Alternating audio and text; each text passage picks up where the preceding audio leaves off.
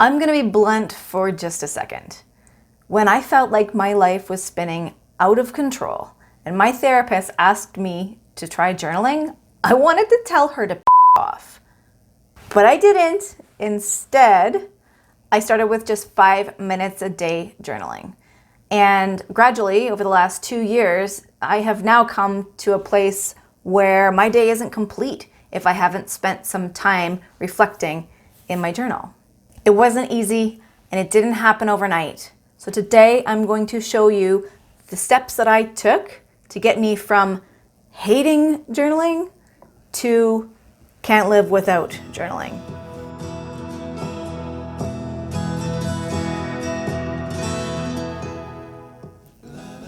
Hi, I'm Erin, and in case you're new here, I should probably tell you that I like to help people with eating disorders to heal using creativity.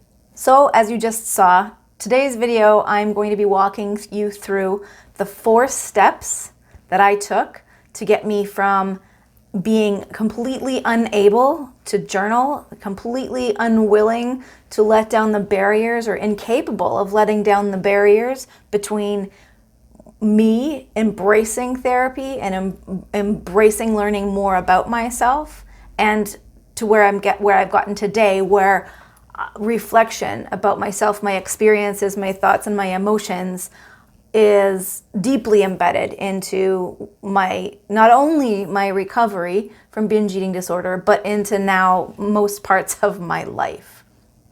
So I've alluded to the difficulty that I had when I started journaling. It was really, really challenging. I struggled really hard with being unable to put words on paper. I could stare at a book and it didn't matter if the journal was the latest pretty beautiful notebook that I found, or if it was just a blank piece of paper. It didn't matter. I just could not put words onto paper, and I have come to learn that a lot of that was because I was afraid that writing down my thoughts and writing down the things that I was feeling was going to make them real, as if somehow having those things just living inside my head and not out in the real world made them not real and made them less important or made them less effective, or somehow let me protect myself from those thoughts and feelings that I was experiencing. So how do you start working through that? How do you start getting over that mental block, that barrier, to start healing with this whole journaling thing? For me, the beginning was gratitude.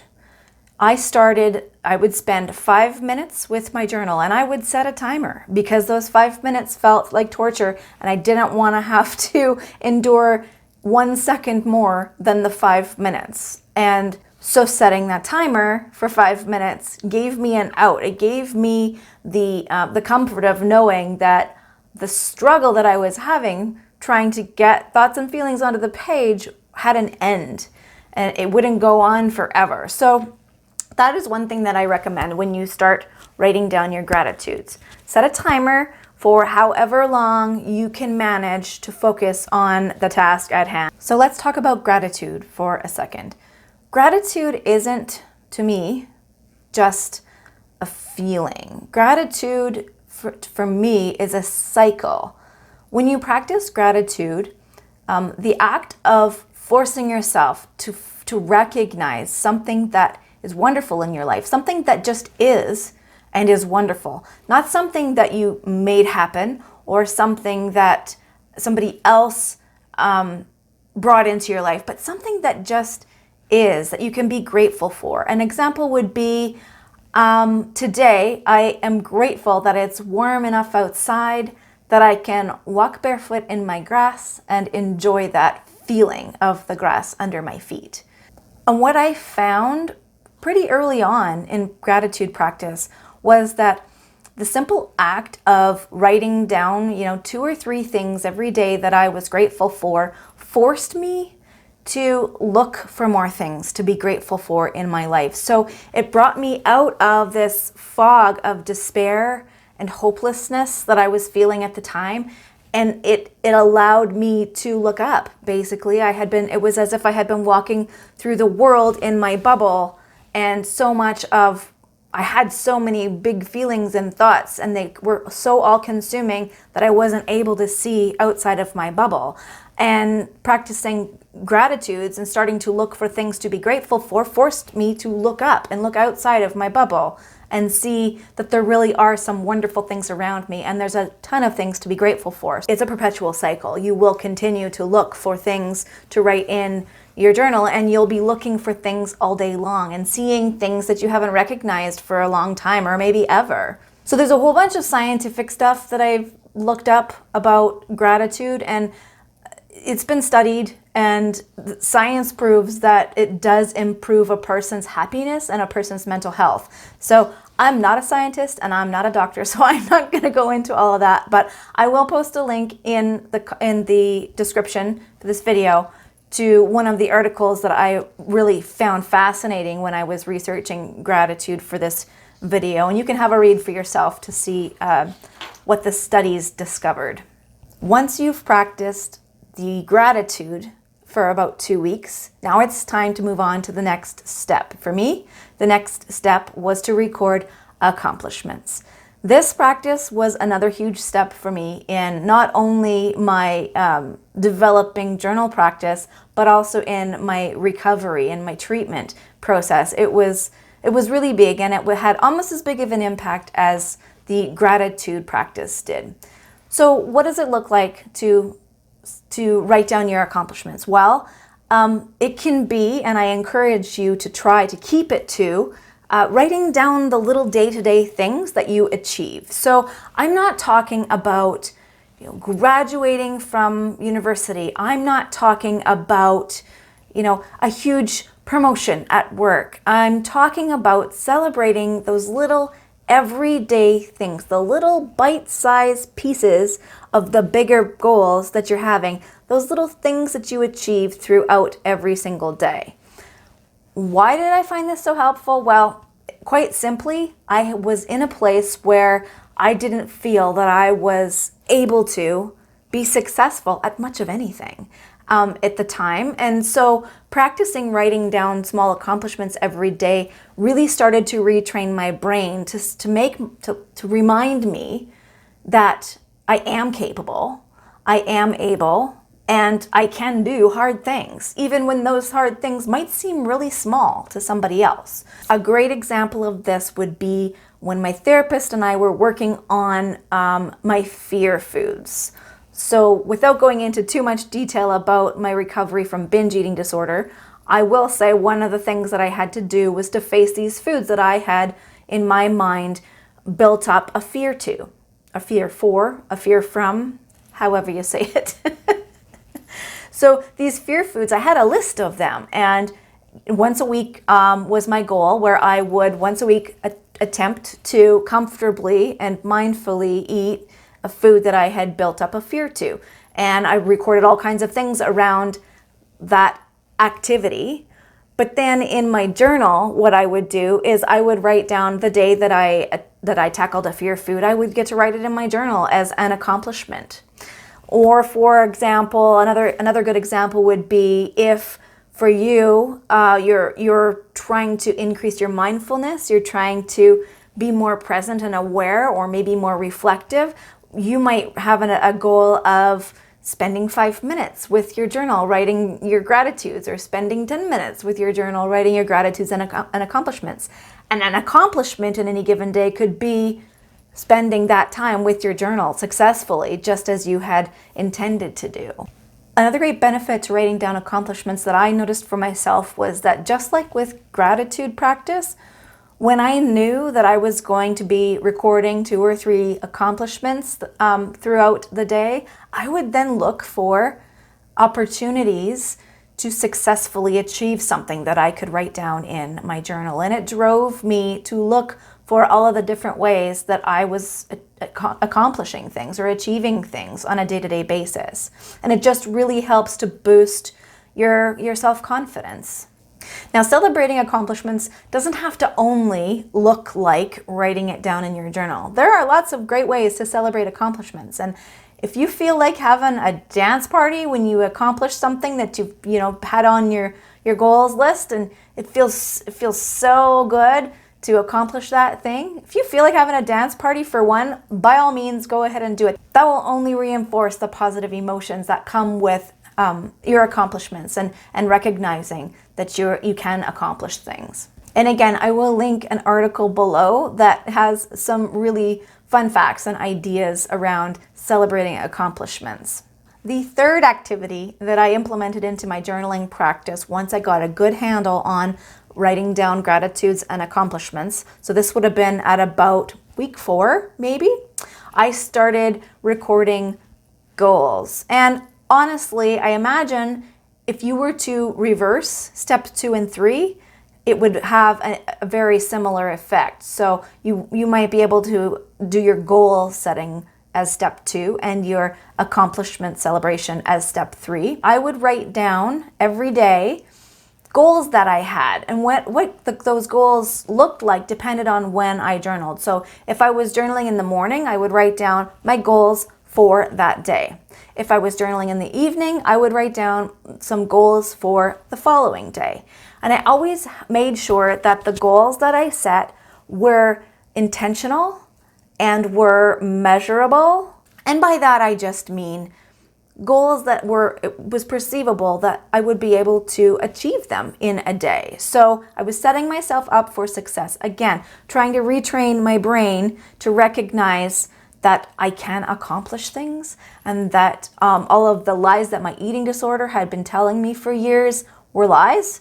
So when you're setting your goals, make sure that, like I said, that they are achievable and reasonable and measurable so that you can recognize once you have achieved them. Going back to that example of the fear foods, a goal for me often, once a week in treatment, was to face a fear food and try to have a mindful meal with that fear food in it.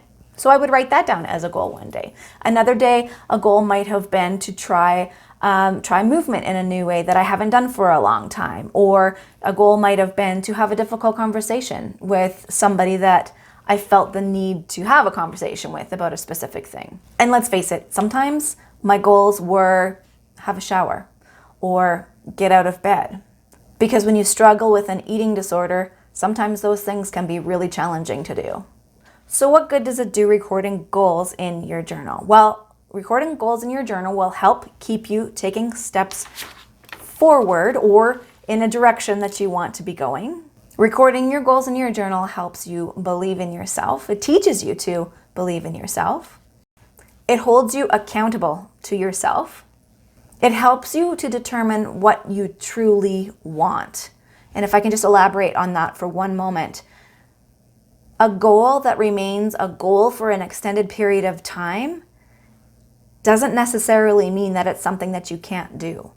More often than not, if it stays a goal for a long time and you never take action to achieve it, it just means that it's not something that's really aligned with your values or with your intentions on a larger scale. And finally, goals really do help us to live our lives to the fullest. Okay, so now you've increased the time that you're spending with your journal by about 5 minutes every time you've added a new activity to your journaling repertoire.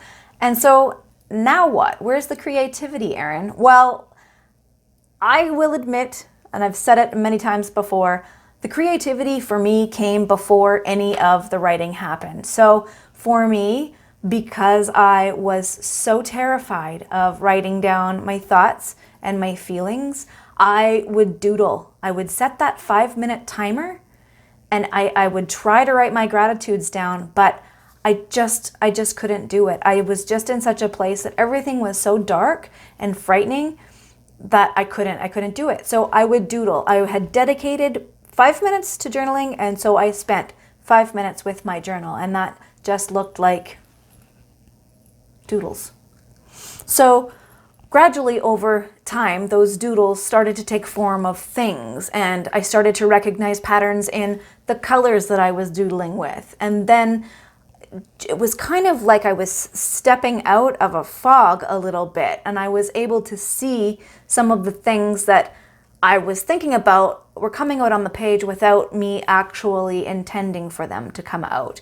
And just knowing that having them come out in that way, in the form of shapes and colors, wasn't harmful. It didn't do any damage. It didn't have a negative effect on my life. That enabled me to start using words instead of drawing.